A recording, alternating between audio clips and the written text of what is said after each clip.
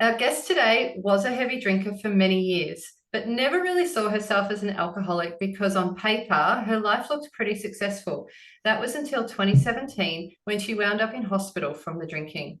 But she turned it all around, and part of her comeback story is that she has created a thriving community of people who are also giving up alcohol. And you know what? She's also a late diagnosed ADHDer. So we've got her on the show to pick her brain about the connection between ADHD and addiction and what we can do about it. So please welcome to the show, Faye Lawrence. Thank you for having me on, guys. Thank you. Thank you. You're very welcome, Thank Faye. you for turning up today. We're really excited.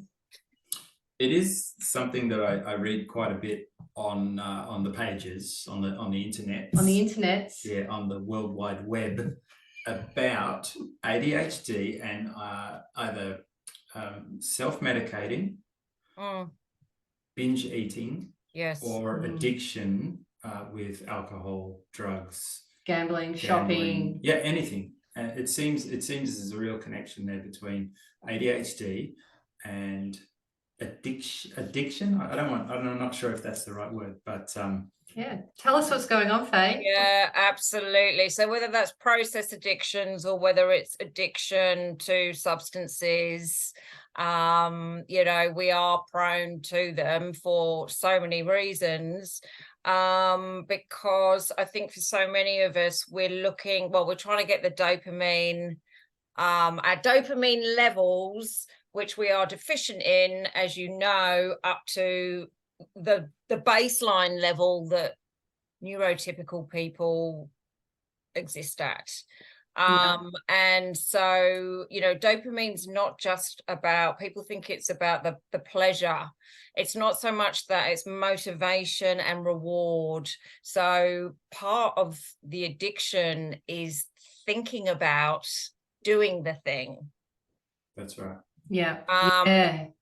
And so even just like planning a night out or thinking about, God, at the end of today, I'm going to have a glass of wine. And, but then a lot of us have, the off switch is faulty. The off switch doesn't quite work properly.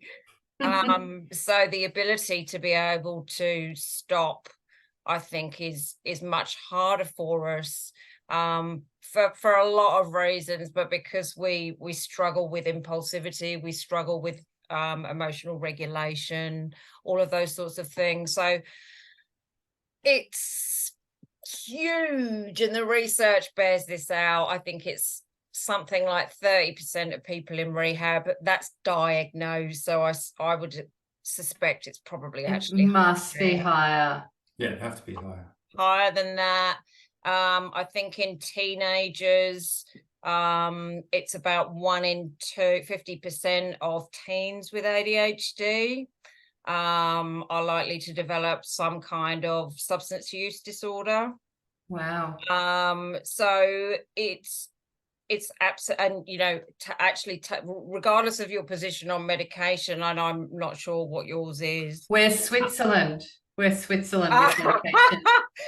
Well, some of the research does show that actually if you're medicated early, you're less likely to actually develop an addiction as someone with ADHD. But I know there's a number of contentious elements there. So, yeah.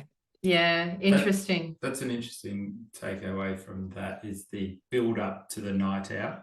And I remember when we were going out and partying, when we were young people, and I guess everybody enjoys the build up to a night out, but I guess for ADHDers, I guess it's that you're already seeking that dopamine, you're already seeking the high from just thinking about having a drink or going out.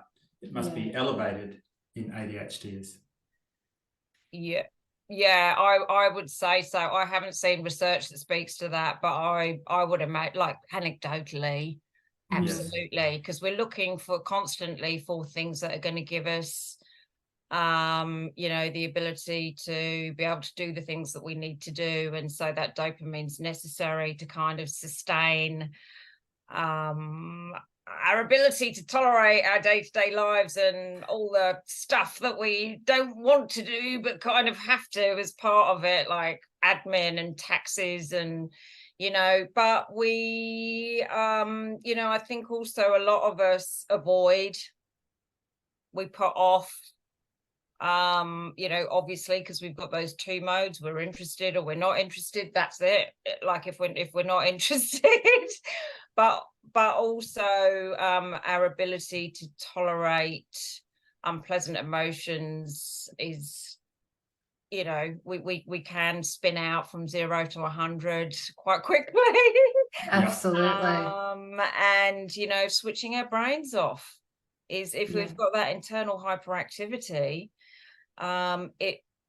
it's really, really difficult to switch off, and alcohol in particular is something that dampens that. Yeah. So give us a quick rundown on your story. How did you end up going through that experience where you ended up in hospital, and then like how did it come to that? Because you were undiagnosed ADHD at the time, is that correct? Yeah, so I actually did go and see a psychiatrist in 2014 about ADHD specifically, and he sort of essentially dismissed me after about a 25-minute consultation and told me to go off and read The Untethered Soul, which is a great book. I've read it twice. It's great. But you know, I do have quite a lot of trauma in my background, because now I know, or I strongly suspect, that there's neurodivergence on both sides of my family, as well as addiction. So, you know, that does lead to, for many of us, quite a sort of chaotic upbringing. And so basically I'd always been a heavy drinker. Culturally, it's part of both the UK and Australian societies, family life, all the rest of it. But you know, I had always been the type of person that just didn't know when to stop. And I think, as you know, I look back now and I go, Christ, I was in a country as a single parent because myself and my ex-husband had broken up. I had 2 kids. I was working full time. No wonder with undiagnosed ADHD, with 2 kids that are also neurodivergent, I know now, and going, you know, how? But I could just never understand like how everything was so difficult, just even simple things like going to the supermarket and trying to get the weekly shop. Like there's too many steps involved, you know? So the drinking was a way to be able to cope. And it just got more and more significant, I suppose, over, I mean, I first went to alcohol counselling in 2001 and I didn't stop till 2017. So it was that whole zigzaggy journey, which is very, very common for people. And eventually it just got to 2017 and it just wasn't working anymore. I really wasn't in a good way. It had started creeping in. Well, I was drinking in the morning at that stage. But this is the thing that people kind of don't necessarily grasp about the alcohol stuff, is they have this black and white kind of view of like, you've either got a problem or you're fine. Yeah. You just and you know, there's a lot of shades of grey in the middle. Yeah, people's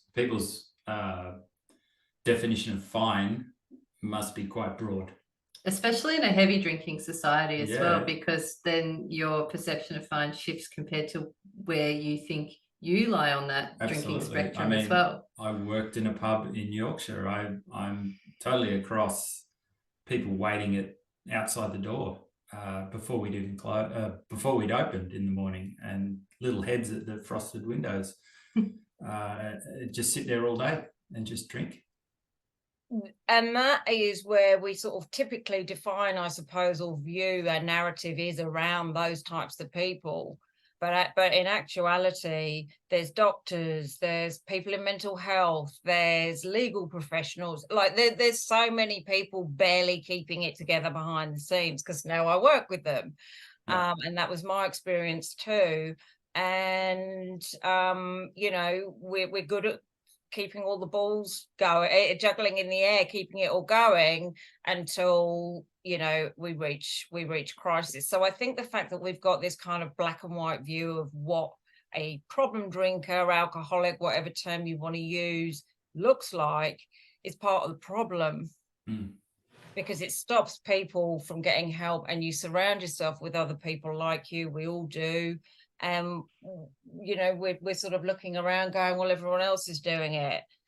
But you know, once it really starts making some significant problems in your life on top of your additional, you know, the problems that you're trying to sort of escape from or already manage, then you know, that's definitely time to take a look at it. So I ended up in inpatient detox in 2017, and you know, I think for me it was like I actually just can't deny it anymore to myself. And that was it. I didn't drink again. But that, you know, had been a long journey to get to that point. Yeah. And so that was in 2017. Like, when did you find out that you're an ADHDer? Last year. Just Wow. over a year ago. And the reason that it became so obvious to me was, and you know, due to the previous experience, I was like, no, come on. And you know, it's complex PTSD, which they can often present quite similarly. And they, just because you've got ADHD doesn't mean you don't have complex PTSD. You know, they can coexist. But you know, I remember probably about 3 years in, I woke up one morning and I was really unwell, and I collapsed on the bathroom floor and hit my head. And before, I thought I was dying because I was in a lot of pain. I still don't know what it was, but I remember just before I hit the floor going, oh, thank God, it's over. Wow. Yeah, and that's not cool. And I didn't feel depressed. I didn't feel my life was bad. There was nothing. And it was the struggle of day-to-day life. I can now look back retrospectively and go, the internal motor, the restlessness, the head just constantly going. Once I'd taken the alcohol out, boom, there it is, front and center, and you've got no respite from it. And it had been 3 years of this.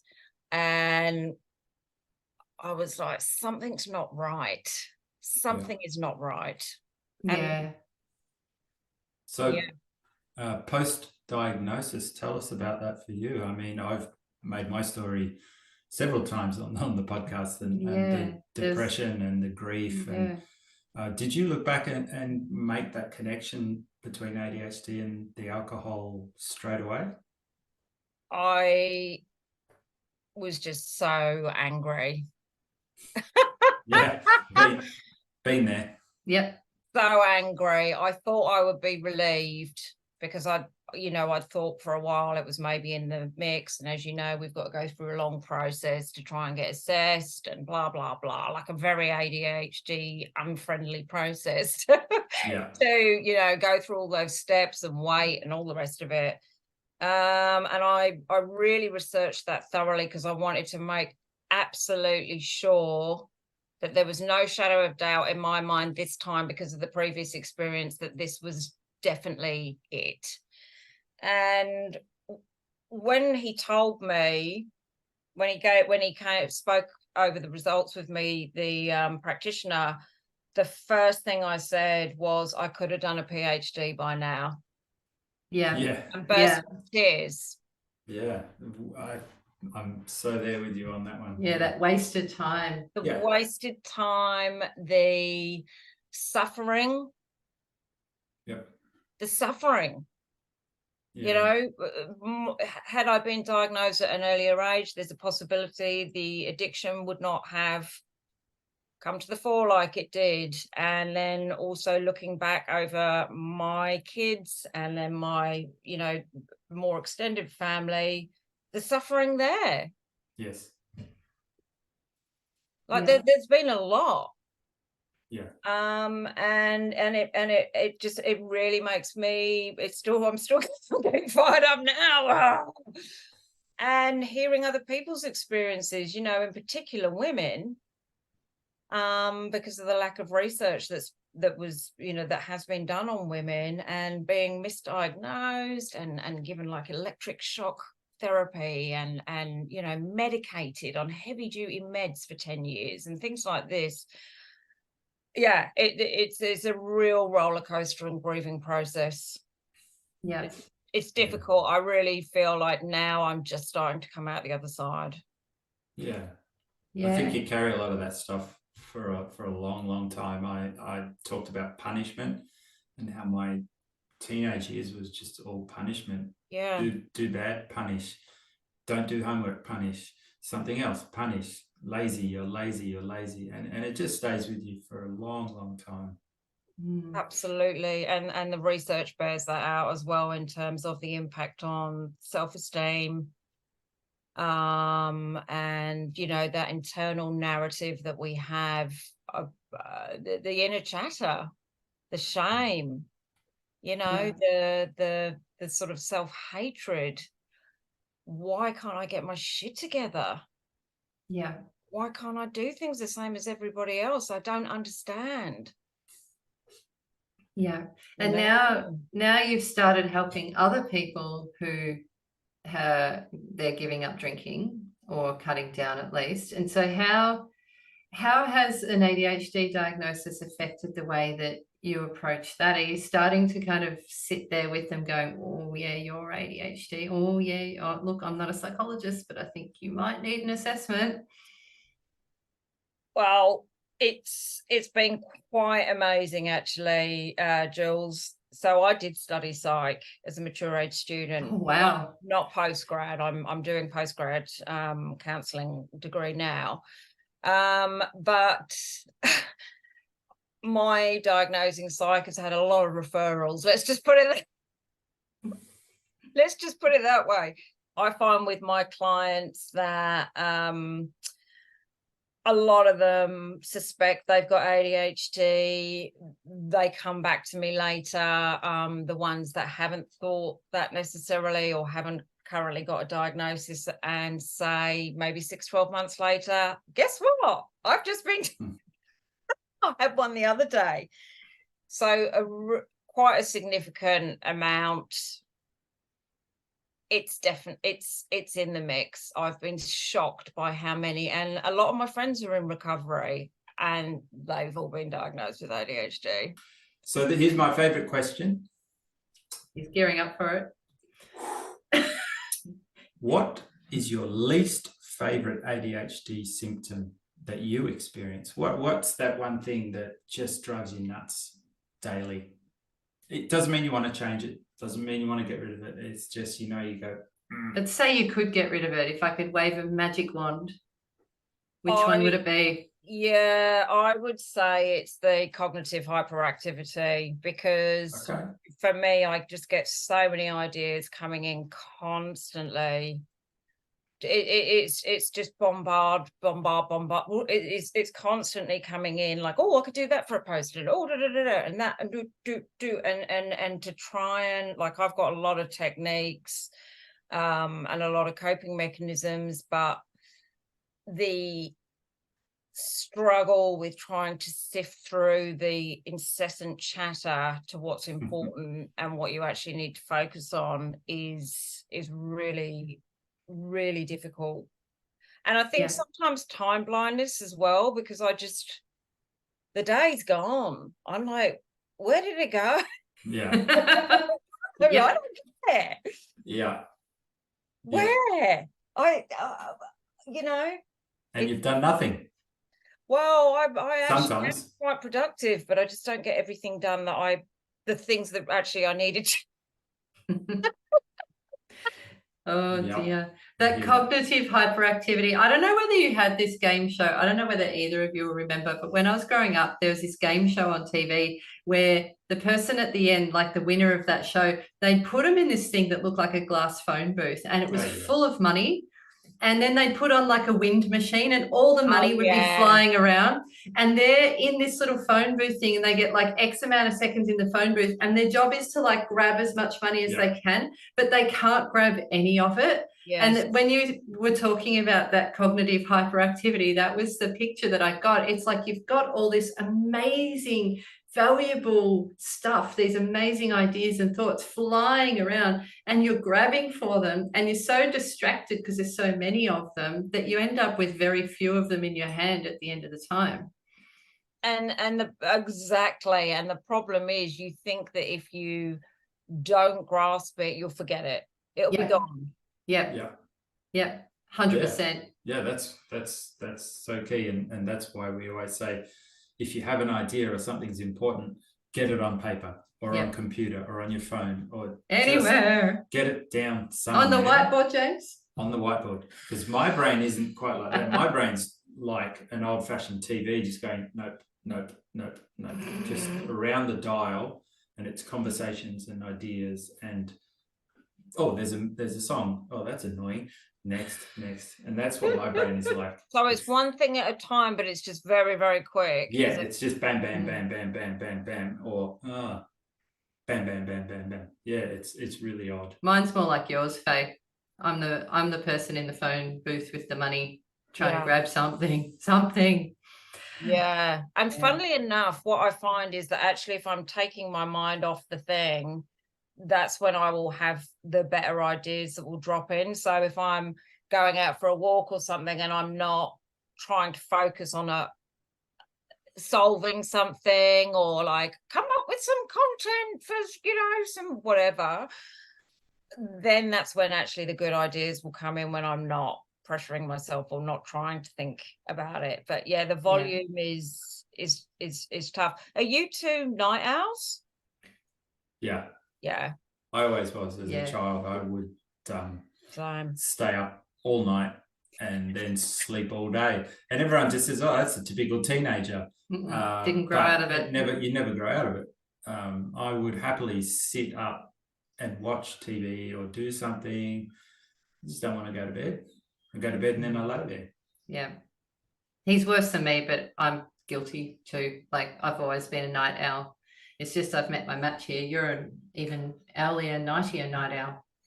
An owlier, nightier night owl. Blimey, you must be really, really up there on that. He's a shocker. I'm getting better because I'm getting up earlier. So the rhythm, the rhythm's a bit easier. So it's kind of forcing me to go to bed earlier. But if, like, particularly Friday nights or Saturday nights, if I'm home, pushes out. I'm just like, nah, none of this going to bed. I'm staying up. Have you heard of revenge bedtime procrastination? Oh yeah, absolutely. Where you're like, I'm not going to bed. Yes, no way. Actually, that's another symptom, not that specific one, but the whole I find that if there's something that I kind of, even if I want to do it, the fact that it's then on the thing that I should do means automatically I don't want to do it. Yeah, it's pretty common. So it's like that fight with yourself constantly, isn't it? And so that's the frustrating thing, is like, you've got the smarts, you've got the nous, it's the application. Yeah. Absolutely. So that's tricky. Just also just a very quick comment on the sleep side of things. I sometimes think that with the alcohol, in a way, it was a very unhealthy way to take enforced rest.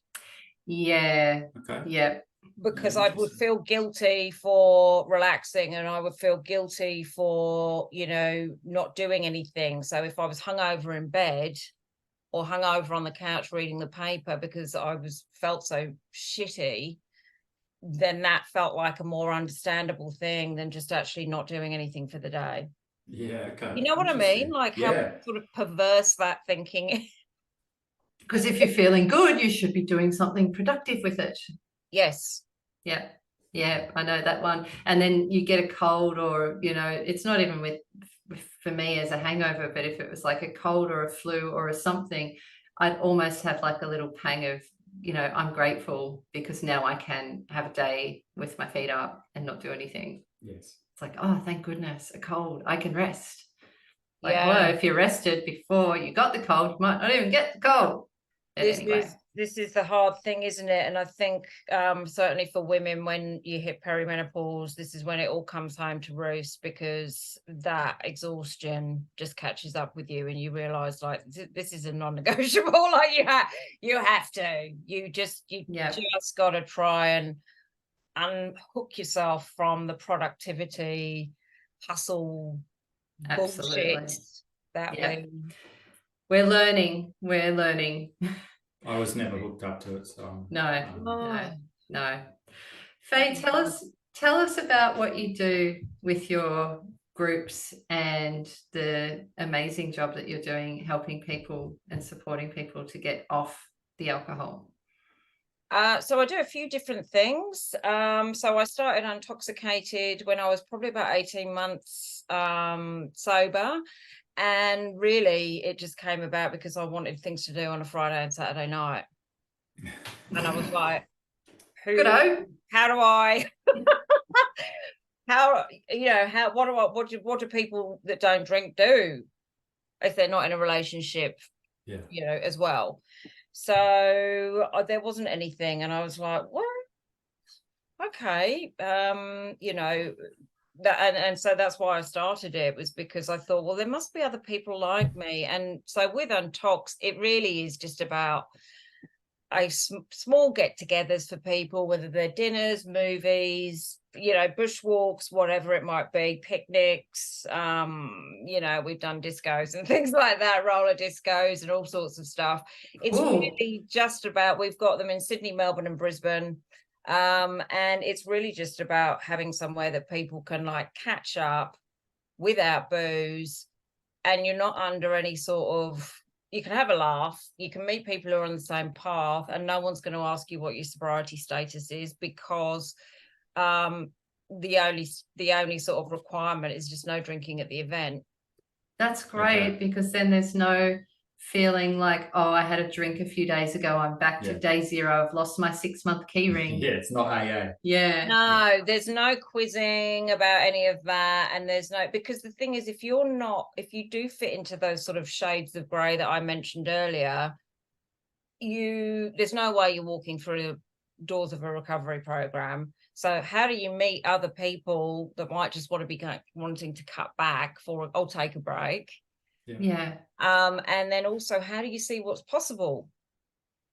Because you don't know other people necessarily that don't drink, and you don't have options for you either.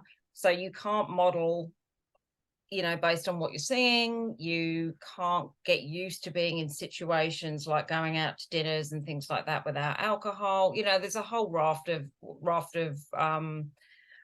things that it kind of provides. So I do that. I'm also a grey area drinking coach, and I'm just studying to become an ADHD coach as well. And I also sit on the board of Smart Recovery. Amazing. That's so cool. Let us know when you're an ADHD coach officially, and we'll let everyone know to book in with you. Faye, if people want to get hold of you or reach out, connect with you, where can they find you online? They can go to my website, which is faylawrence.com.au, which is Faye with an E and Lawrence with a W. Or my Instagram page is the same. It's just _ Faye Lawrence, one word, _ Awesome. Fantastic. All right. We'll make sure that we pop that in the show notes as well. All right. Thank you so much for sharing your time and your wisdom with us today. It's been awesome to chat with you. Oh God, sorry, we went a bit over, didn't we? We'll edit it up a bit. Don't worry. It's not like an ADHD to keep talking. Yeah. Cool. Absolutely. All right. Thank you, Faye. Thank you so much, guys, for having me on. Thanks, Faye. Have a lovely day. See ya. Thank you. Bye. Bye.